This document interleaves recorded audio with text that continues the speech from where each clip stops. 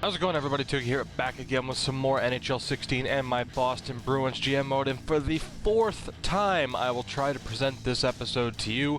This has been an absolute nightmare to make, and because I've had so many problems, I am going to streamline this episode just a little bit more. Now, starting off first, we go to the playoff tree, and as you can see, the Dallas Stars are your Stanley Cup champions. Again, I've simmed this before. San Jose has won it, Pittsburgh's won it, but hopefully with this episode going up, the Dallas Stars have won it. You can take a full look at the bracket if you want to pause. And in the AHL, guys, it went our way. For the second time in the sim, the Providence Bruins are the Calder Cup champions, winning in 6 games over the San Antonio Rampage. Again, if you want to see the full bracket, feel free to just go back and pause.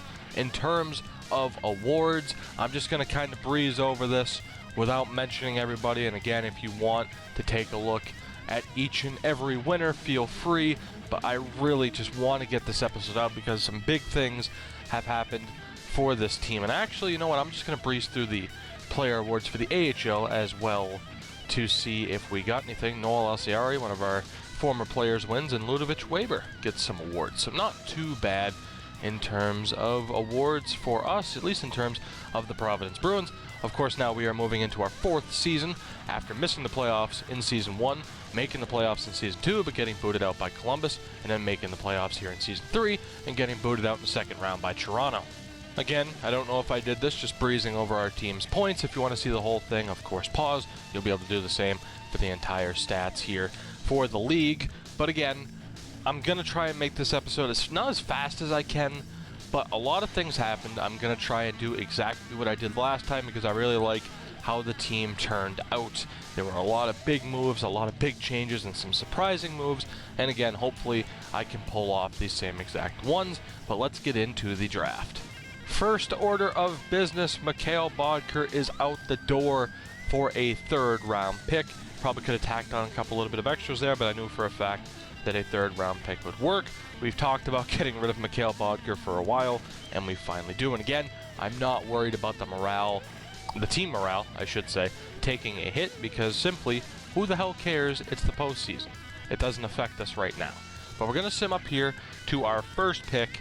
Again, I'm not expecting much for the draft. I've done this draft now. This is the 4th time, and I've really yet to get any decent players. There have been a couple of decent ones, in fairness. But really, the draft by this stage is pretty much empty. And we're going to take the same guy I got to take in one of the previous drafts. We are going to take Suglobov, and hopefully he turns out to be just as good as the other times I was able to pick him. However, now I'm actually going to just sim the rest of the draft. I know certain people wanted me to put emphasis into the draft, and we will take a look at everybody that we drafted because I do have a decision I want you guys to help me make in terms of future episodes, and you will see why by the end of this episode. So moving on, the draft is now over. We will take a look at everybody that we can at certain times. So you can see we ended up here with a goalie who's a fringe starter. But the big thing as far as goaltenders go is obviously Malcolm Subban. If all goes as it did last time, we're actually going to be able to sign him. Unfortunately, this time he's looking for just a little bit more money than he was originally. We're going to drop him down to 5'8". We might even drop him down to 5'2", to be fair. We'll go 5'8". We'll go 5'8" this time out. That's not too bad. Then we'll give Malcolm Subban the deal that he wants. Defensively, we're going to have a couple of changes. We do need to re-sign Torrey Krug. We will give him a little bit under what he was looking for, but he should accept that. Actually, we'll go right there. We'll see if he accepts that, get a 3-year deal out of Torrey Krug. We're going to look to re-sign Joe Morrow. That's not too bad as far as money goes. Luke Schenn. We have to let Luke Schenn go. We have Linus Arneson, who's 5 years younger, and 1 overall point weaker. So Luke Schenn, unfortunately, has to go. We are going to qualify Wickstrand because we're going to trade him. If he at least progresses as I think he will, which he has in the past couple of attempts. So Wickstrand is going to be traded because Brendan Carlo or Lozon, either or, will make enough progression to be the next depth guy that can just come into the lineup. We'll be offering the defensemen, just a massive defensive core that we drafted in the Season 1 draft. We'll be offering each and every one of them a contract. I will say this too, we'll probably end up trading Colin Miller as well. A little bit of spoilers, but again, I'm saying that because that happened before. We are going to let Tyler Nother go. That happened before. I don't necessarily know if I'll make the same exact moves, hence why I'm saying probably, but it is pretty much certain that that's what we'll do. It just makes too much sense in terms of how I saw the roster progress. Right wings, and again, more big moves. We need to re-sign David Pastrnak. Will give him the deal he wants. For the first time in the sim, actually, Radim Verbata hasn't retired, but we are going to release him. We have no choice. We're going to qualify Seth Griffith because we are definitely, without a doubt, trading him. Tyler Randall, we're going to offer a 1-year deal, and hopefully he accepts that, and we can get him back on the fourth line. Jeff Polofs and Senshin will be offered deals just to get them on board for the duration of their progression, which is good. Jeff Polofs will be 26 by the time that deal is over, and Senshin hopefully will be ready for a big contract. Axel Blomqvist, same thing. Might as well offer him a deal. We made that trade for him, and hopefully he can still progress into being a fourth line guy. Left wings, and here we have another big move. We are going to let go of Josh Bailey. In the meantime, we need that extra cap space. We're going to qualify Matt Nieto, and we will re-sign Anton Bleed simply for depth purposes if this game wants to let me hit the button, of course. It's all up to EA whether or not I can actually hit the A button and progress. And then at center, only one move to do. It's qualifying Alex Kokochev, who, yes, indeed, we are going to trade. And I am so happy about finally getting rid of him. But that should cover it. Everybody should re-sign. I'd be shocked if they didn't. We have plenty of cap space. Oh my god. I'm gonna keep that in. Why the hell not? Plenty of cap space, plenty of roster spots to make it work. It didn't look like we have the roster spots, but the game automatically adjusts as to whether or not they're in the minors or not. Tyler Randall is back. Krug, Pastrnak, Blomqvist, Morrow, Subban, Bleed, Jeff Polofs, just about everybody, or literally everybody, has accepted our contract offer. So yes, that means we got it to work. That wasn't English. I'm keeping that into we got it to work. Malcolm Subban and Tuukka Rask are both on this team at the same time. Of course, whether or not we get to eventually keep Rask, who's to say? We're going to have to let him go eventually. But in the meantime, we have one hell of a tandem. As expected, Matt Nieto accepted our qualifying offer. That doesn't change the fact that we will probably look to trade him as we did the first time, which you'll see why in a minute. But now we'll look really quickly at the free agent class. Can't guarantee I'm going to sign anybody. I haven't been with the way things have unfolded lately. But as you can see, there are a couple of decent options, including Kyle Turris and Evander Kane. Trade attempt number 1, and it's Alex Kokochev and a first-round pick for Artemi Panarin from Chicago. Panarin is an absolute beast, 87 overall, 26 years old. He does only have 1 year left on his contract, so of course if we need the cap space, we can trade Rask. Just look at that offensive category, and he is a proven goal scorer, 36 goals and 30 goals so far in his 2 full NHL seasons. I don't know if they'll accept this. It's been really tough to get these trades to work, and they don't accept it. This has been the problem, and this is essentially what I was going to ask you, is do we trade prospects that we're never going to use in an effort to regroup our draft pool, our pick pool, because it's going to get very low with how many picks we have to throw in here to get some of these deals to work. Case in point, Kokochev, Nieto, a first and a third for Artemi Panarin is the only way to get that to go through. Is it overspending for that player? Absolutely. It absolutely is, but that's what I've had to do the entire series to make this work. And again, it's worked out so far, and I look at it as we were never going to really use him anyway, so why the hell not? Second trade, Matt Zuccarello, again an expiring contract. You can take a look at his stats there if you pause. He does have $4 million in cap hit, but he is a proven goal scorer as well. It's a little bit of a risk. I targeted other players like Bjorkstrand, Columbus, Bobby Ryan, and others, Phil Kessel as well, but the cap hit's just too much, so we will attempt now to get Matt Zuccarello. It worked out well the first time. I'm not so sure we'll have a repeat performance here, but we will tack on Colin Miller and see if they take it. They don't. Let's tack on, for the hell of it, we'll tack on Wickstrand as well. He just doesn't fit the mold anymore. He's taken too long to progress. Let's see if that goes through. It doesn't. So we will tack on another draft pick. So again, let me know. It's not exactly realistic, but are we cool with tacking on prospects who are never going to make the team in order to get low draft picks just to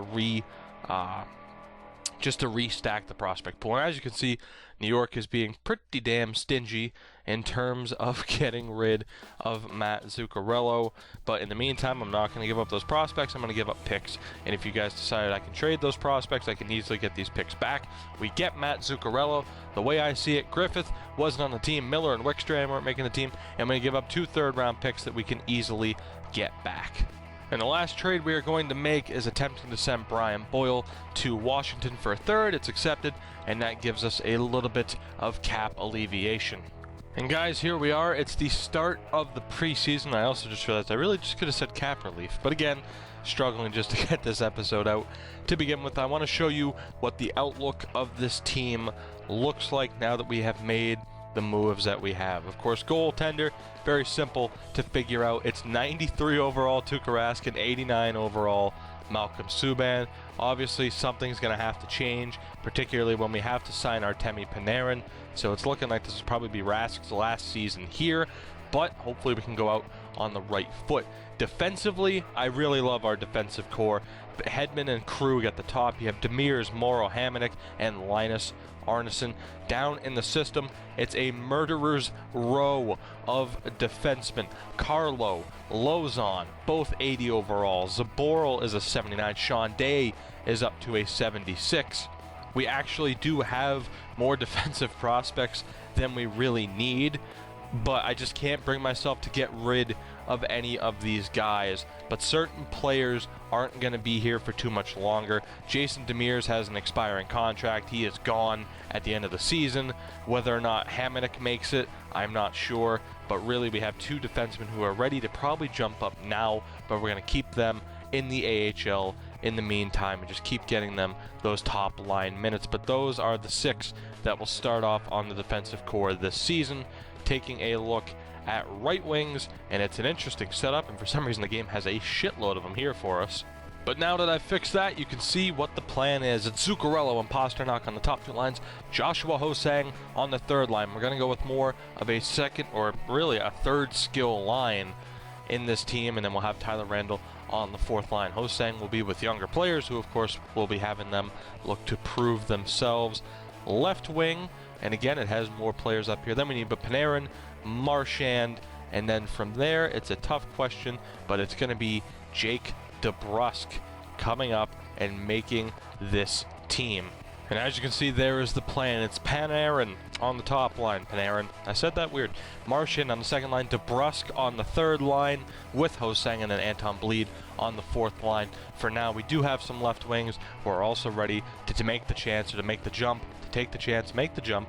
If Bleed isn't successful, Lier could get some time. Hakeem Boudreau, Kamara, all of these guys are so close to being able to break into the main lineup. And then at center, we have, of course, Bergeron up top. It's going to be Zarnik on the 2nd line. Blake Spears up to an 83 overall will be on the 3rd line, and then Chaput on the 4th line. So we still have a really physical 4th line, but now we have 3 offensive dynamo for lines on those top 3 lines.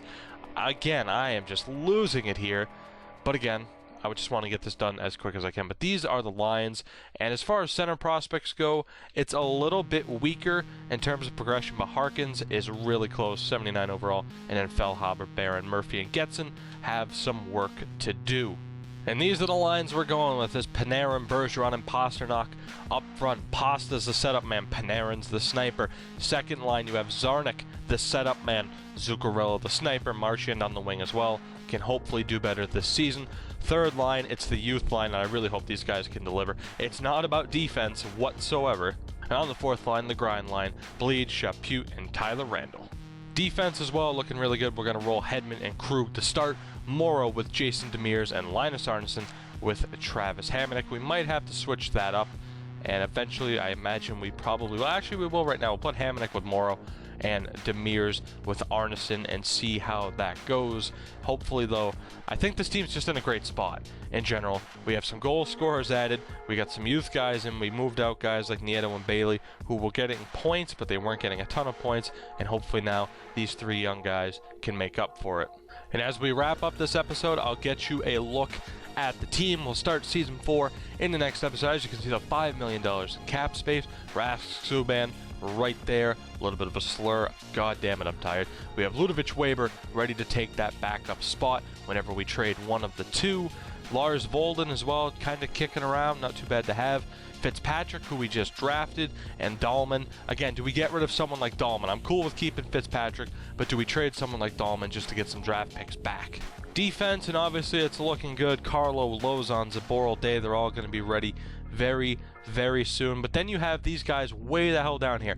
These 4 defensemen I truly don't think we need. Abney, Haken, Higgins, Miete. I don't think we need them. I'm cool with keeping Vanier just because he's 7th D potential, and perhaps these guys could grow, but really I don't see the need to keep them, especially with our defensive core. I do think it'd be worth trading them for the draft picks, but again, if you guys don't want to see that, that is absolutely fine. Right wingers, again, it's looking really good, but Brian Ferlin we could probably trade, although he's a good depth guy for now. Sergayev, no need. Sugelbov, who we drafted, he could be something, we'll hold on to him, but Winkfist and Lander, no reason to really hold on to them. Left wing, obviously our prospects are starting to turn the corner, but towards the bottom here, we got a little bit of a problem. Don't need him. We can keep Datsuk for the hell of it. We don't need Warren, we don't need Trubarov. Kamara, he's dropped down in potential. Knott and Mistele have both dropped in potential as well, but do we hold on to them simply because of their overalls and how close they are, as opposed to Warren and Davies, who are probably never going to make it onto the team to begin with? And of course, same situation goes for center, and we have a ton of centers. No reason to keep Gingras. We can keep these 2. No reason to keep Rodin. Zykov, Marchand, Reefers. There's no reason, in my opinion, to hold on to people with AHL caliber potential, and that would still leave us with plenty of people to hold on to. But guys, that is it for this episode. Thank you all very much for watching, and if this seemed rushed and just really bad in quality, I do apologize. I'm just so desperate to finally get this episode out, and I hope as I end this episode I don't have any more technical difficulties, I should say, knock on wood. But honestly, let me know, as always, what you think of the moves we made, what should we do in terms of those trade ideas, and are there any more holes I could fill here before we start the regular season? Get your feedback to me. I'll put the next episode up as soon as possible, and I will see you all next time when we start Season 4.